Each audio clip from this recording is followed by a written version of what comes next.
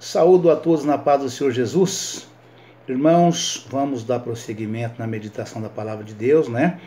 Hoje nós vamos estar meditando na palavra que está em Mateus, capítulo 22, dos versículos 34 até ao 40. E o título da mensagem é O Grande Mandamento. Amém, irmãos? Glória a Deus, aleluia, Jesus.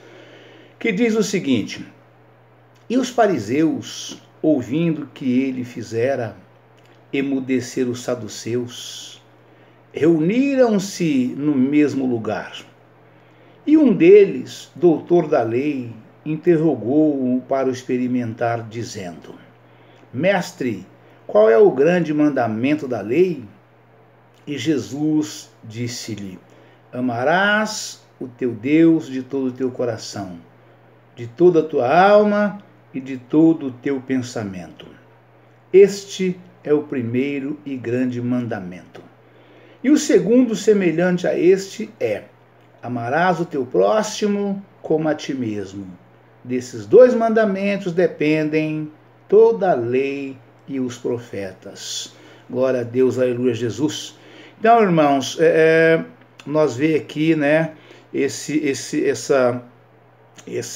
fariseus, né, que chegaram para os saduceus, né, os fariseus ouvindo que Jesus fizera emudecer os saduceus, né, onde e quando, o que foi que aconteceu que Jesus fez emudecer os saduceus, né? Foi exatamente acerca da ressurreição, né? Acerca da ressurreição, eles chegaram em Jesus, encantoaram Jesus sobre esse assunto, né? E Jesus fez eles calarem, fez eles emudecerem, não por força nem por violência, né? Mas por força da palavra, do argumento, do diálogo. Eles não tiveram argumento e eram doutores da lei, né? Eram doutores da lei que espreitava Jesus ali, tentando fazer com que ele caísse em alguma contradição, né? Glória a Deus, Jesus, que fechou dizendo o seguinte, né? Acerca da ressurreição dos mortos, não tendes lido o que Deus vos declarou dizendo: Eu sou o Deus de Abraão, de Isaque e de Jacó. Ora, Deus não é Deus dos mortos, mas Deus dos vivos, né? E que na ressurreição ninguém casaria, né? Não haveria, na ressurreição somos todos transformados em corpos de anjos celestiais, não haverá macho nem fêmea, não haverá marido nem mulher, não haverá casamento nem desquite, nem divórcio, não haverá ajuntamento, não haverá nada disso, né? Então Jesus fez emudecer os saduceus, né? Através do argumento, da palavra ali, está tudo gravado no vídeo que nós gravamos ontem, né? E as turbas, ouvindo isso, ficaram maravilhadas da sua doutrina, né? E os fariseus, ouvindo que ele fizera emudecer os saduceus, reuniram-se no mesmo lugar, e um deles, doutor da lei, interrogou-o para experimentar, dizendo: Mestre, qual é o grande mandamento da lei? E Jesus disse-lhe: Amarás o Senhor teu Deus de todo o teu coração, de toda a tua alma e de todo o teu pensamento. Este é o primeiro e grande mandamento. E o segundo, semelhante a este, é: amarás o teu próximo como a ti mesmo. Desses dois mandamentos dependem toda a lei e os profetas. Ou seja, Deus deu para Moisés, né, as tábuas da lei, quando Moisés retirou o povo de Israel do Egito, né, para que fosse ali um povo especial, zeloso e de boas obras, né, para que quando Deus viesse, quando Jesus voltasse na sua vinda, né, no arrebatamento da igreja, né, tivesse ali um povo, que ele recolhesse, né, para si um povo seu, especial, zeloso e de boas obras.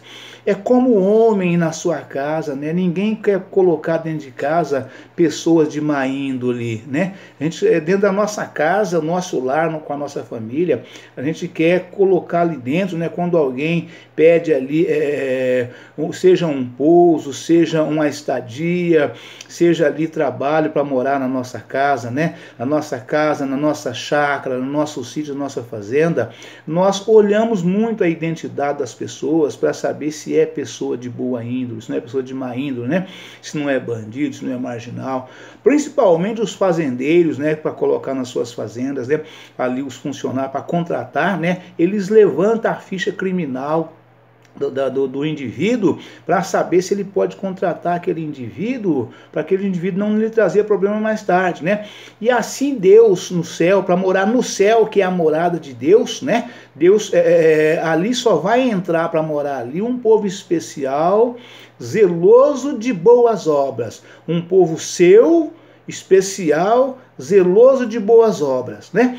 Então, glória a Deus, aleluia, Jesus. Então, por esse motivo, o Senhor Jesus diz: desses dois mandamentos dependem a lei e os profetas. Ou seja, quem passar pelo crivo desses dois mandamentos está preparado para morar no céu, né? Então aqui os irmãos, aqueles que já sabem, amém, glória a Deus por isso, né? Aqueles que não sabem, né? Onde está, pastor Israel, escritos os 10 mandamentos para que eu possa saber quais são os outros, né? Quais são os outros, né? Então, porque o senhor está falando que Jesus disse que esses dois... Ele foi questionado qual era o primeiro e maior mandamento, né? E aí, os outros 8, irmãos, os demais mandamentos da lei de Deus, né? Que o Senhor deu para Moisés, você encontra lá em Êxodo 20, viu? Êxodo capítulo 20, você encontra lá os outros mandamentos, né, que antecedem a esses aqui, ou que seja posterior a esses, né? Na verdade, Deus deu as tábuas da lei para Moisés, Deus deu todos os mandamentos junto de uma vez só, né?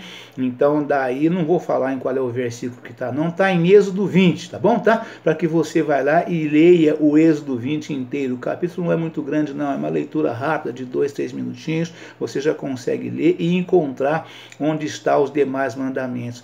E esses dois aqui Jesus deu, são os dois maiores, né? Ou seja, esses não é que são maiores, eles resumem todos os outros 8, para fechar nos 10, que resumem em 2, né? Se você conseguir cumprir rigorosamente, né?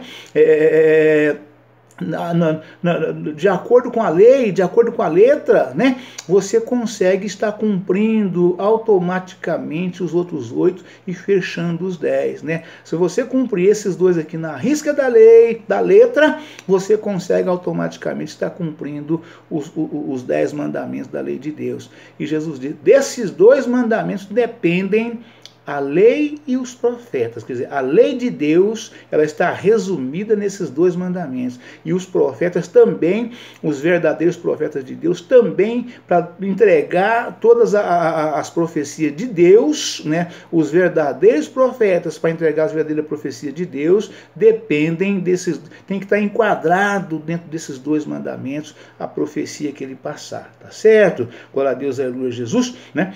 E diz o seguinte, né?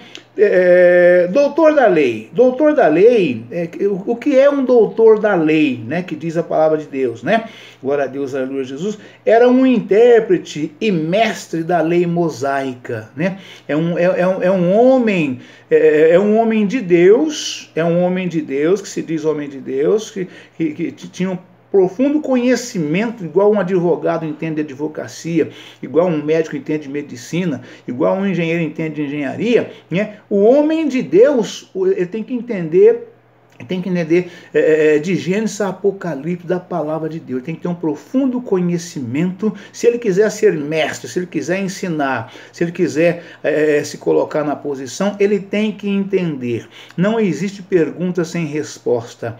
Todas as perguntas que forem feitas para o homem de Deus, ele tem que ter uma resposta e responder de acordo com a Bíblia. Não é a resposta que vem do homem, não, do entendimento do homem, não. Ele tem que responder de acordo com a palavra de Deus, né? Para responder, para que ele possa realmente provar que ele é um verdadeiro homem de Deus, que ele é um profeta de Deus, que ele é um mestre na palavra de Deus, que ele realmente conhece, ele realmente entende, Deus realmente o usa e ele aplica aquilo que ele aprendeu de Deus, né? Para poder ajudar os irmãos, os demais irmãos que vêm após ele de forma geral, né? Glória a Deus, aleluia, Jesus. Então, doutor da lei, grego nomikos. Grego nomikos era um intérprete e mestre da lei mosaica. O que é lei mosaica? Todas as vezes, irmãos, que vocês encontrarem na Bíblia essa expressão, lei mosaica, está falando da lei de Moisés, né? Moisés tinha lei? Não, Moisés não tinha lei. Quem tem lei ou leis é Deus, né? Deus é que tem a lei, né? Só que Moisés foi o primeiro homem usado por Deus para aplicar a lei de Deus ao povo.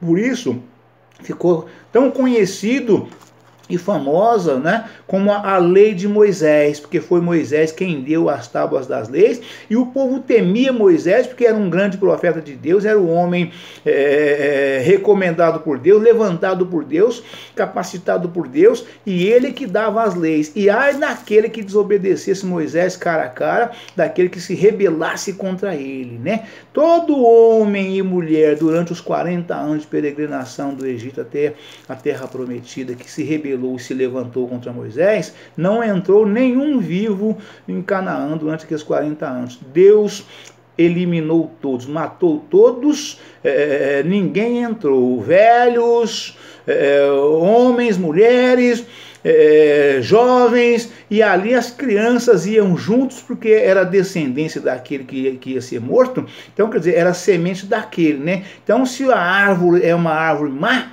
né, os frutos da árvore também são más, né? Assim determina a palavra de Deus. Então eram todos eliminados, não sobrou ninguém porque se rebelou contra Moisés. Então a lei mosaica era um intérprete e mestre da lei mosaica, quer dizer, a lei de Moisés, né? E a respeito do primeiro e maior mandamento, né, que Jesus foi questionado, né, questionado pelos fariseus, e os fariseus, ouvindo que ele fizera emudecer os saduceus, reuniram-se no mesmo lugar, e um deles, doutor da lei, interrogou para o experimentar, dizendo: Mestre, qual é o grande mandamento da lei? E Jesus disse-lhe: Amarás o Senhor teu Deus de todo o teu coração, e de toda a tua alma, e de todo o teu pensamento. Este é o primeiro e grande mandamento. E o segundo, semelhante a este, é: amarás o teu próximo como a ti mesmo. Desses dois mandamentos dependem toda a lei e os profetas. Glória a Deus, aleluia, Jesus. Verso 22, 37 a seguir diz o seguinte: amarás o Senhor teu Deus. O que Deus pede a todos quantos creem em Cristo é que recebem a salvação, e que recebem a salvação, é o amor devotado, né? Vamos ler de novo? Amarás o Senhor teu Deus de todo o teu coração, de toda a tua alma, de todo o teu entendimento e também de todas as tuas forças, né? O que Deus pede a todos quantos creem em Cristo é que recebem a salvação, é o amor devotado. Confira em Deuteronômio, capítulo 6, versículo 5. Em Romanos, capítulo 13, versículos 9 e 10.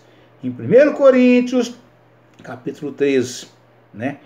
Então, vai nessas referências que eu dou para os irmãos, né? E confere a leitura que nós fizemos antes e vê a afirmação do que Deus está falando sobre o nosso comportamento para que tenhamos um amor devotado a Cristo, né? Glória a Deus, aleluia, Jesus.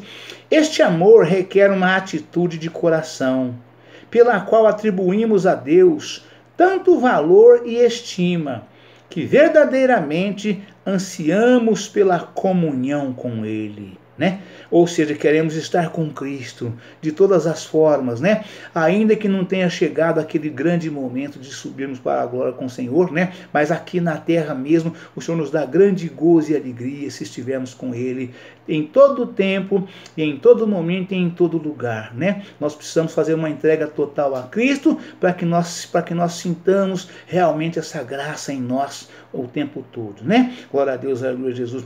Esforçarmos para obedecer-lhe e sinceramente nos importarmos com a sua glória e a vontade na terra, né? Quer dizer, fazermos aqui na terra a vontade de Deus. Nós sentirmos a glória de Deus e aqui na terra fazermos a vontade de Deus. Não é esperar morrer para ir para o céu, para ser salvo e ir para o céu para fazer lá, não. É aqui. O momento é hoje, o dia é agora. Amém? Glória a Deus, o momento é agora e o dia é hoje, tá certo?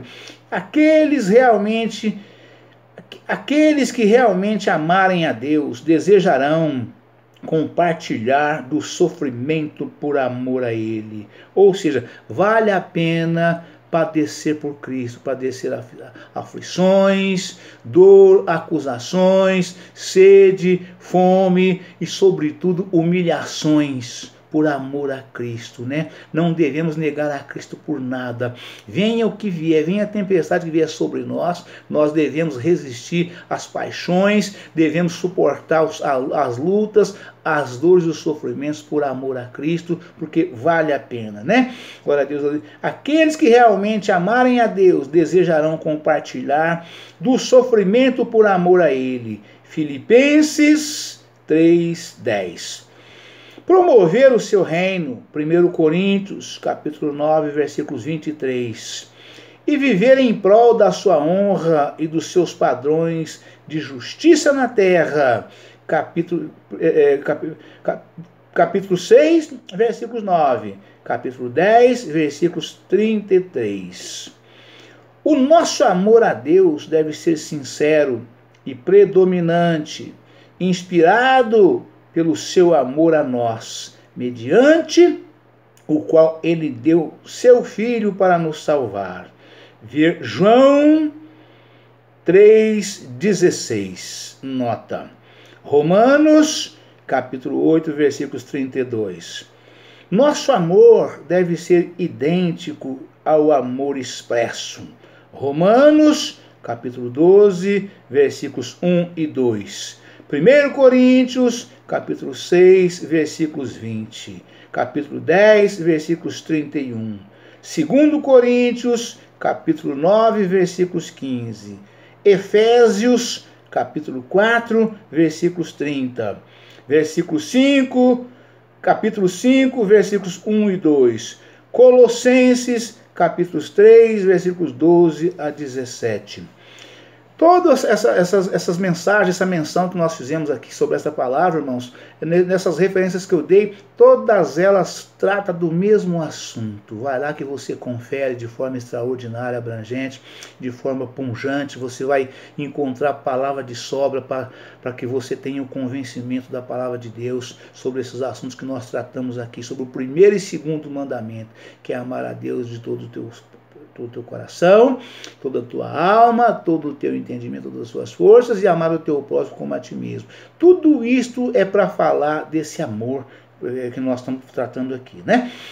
O amor de Deus abrange um vínculo pessoal de fidelidade e lealdade a Ele. A fé, como firme e inabalável liame com aquele a quem fomos unidos pela filiação. O fiel cumprimento das nossas promessas e compromissos para com Ele, a devoção cordial expressada em nossa dedicação aos padrões justos de Deus no meio de um mundo que o rejeita, e o anseio pela sua presença, pela comunhão com Ele. Glória a Deus, aleluia, Jesus. Louvado seja Deus. Então, irmãos, nós vejamos aqui nessa palavra, né, que a fé inabalável em Cristo, né, faz com que nós o cumprimento das nossas promessas, né? O fiel das nossas promessas e compromissos para com Ele, a devoção cordial expressada em nossa dedicação aos padrões justos de Deus, no meio de um mundo que o rejeita, né? Que coisa mais triste e lamentável, né? Saber que o mundo rejeita Cristo, né? Ele não rejeitou, não foi só quando Jesus nasceu e veio, não, e quando ele foi morto e crucificado, ressuscitando ao terceiro dia, né? Ainda hoje essa palavra não está mais atual do que nunca. Vocês vejam a quantidade de pessoas que correm para as festas, né? Vocês vejam o turbilhão de gente que corre para as festas. Todos os tipos de festa mundana que acontece no Brasil e no mundo inteiro, né? Reúne multidões ali que vocês nunca viram nada igual, né? Ao contrário das verdadeiras igrejas de Cristo, né? Então, ainda tem algumas igrejas aí que se diz de Cristo, que ainda juntam uma quantidade maior de pessoas, né? Mas, na verdade, não são... Cristo não está naquelas igrejas, porque ali não se aplicam a verdadeira doutrina de Deus, né? A palavra, o evangelho de Cristo, genuíno, real e verdadeiro, não são pregados ali, né? Vocês vejam pelos frutos de todos esses pastores, desses mestres, desses diáconos, desses presbíteros, dessas igrejas todas aí, vocês vê pelos frutos que eles produzem. Jesus diz, pelo fruto se conhece a árvore. Então vocês vê que não são igrejas de Cristo, né? As verdadeiras igrejas de Cristo, elas têm muito menos gente, são menores, são mais simples, são mais humildes, né? Então essas são as verdadeiras igrejas de Cristo. Então vocês não vê multidão nessas igrejas. Mesmo nessas igrejas também, mas nos dias de festas, em todas as cidades pelo Brasil afora, vocês veem que nos dias de shows de exposição, shows, todo tipo de show artístico, né? Ajunta-se uma multidão incontável de pessoas, né? Aos nossos olhos, né? Agora nas igrejas você consegue contar tranquilamente, com a maior facilidade, e às vezes no dedo de uma mão só você conta quantas pessoas estão ali louvando, cultuando e adorando a Deus, né? Mas eu vejo isso, né, como o profeta Elias, né? Ele era só um, né? Ele era um homem de Deus e ele era só um, né? E ele orando ali naquele altar, naquele dia ali junto contra os profetas de Baal, né? Que eram 400 profetas de Baal, né? E mais 450 de Azer, né? Ele sozinho, a oração de Elias foi ouvida, né? Foi ouvida, subiu aos céus, foi respondida, e Deus desceu o fogo dos céus de forma extraordinária, de forma maravilhosa, né? Enquanto aqueles 850 orando ali desde as 8 da manhã, eu creio, né? Até meio-dia, chicoteando ali, se autoflagelando, clamando ao Deus deles, né? Não aconteceu nada, né? Então é assim que eu vejo, é com esses olhos que eu vejo as verdadeiras igrejas de Cristo, os verdadeiros homens de Cristo, os verdadeiros homens de Deus, né? Os verdadeiros profetas, os verdadeiros crentes. É assim que eu vejo cada um deles e todos eles, cada um de nós e todos nós. Amém, irmãos? Deus abençoe a todos, ficam todos na paz do Senhor Jesus. Amanhã estaremos de volta com um novo vídeo e uma nova mensagem em nome do Senhor Jesus. Amém?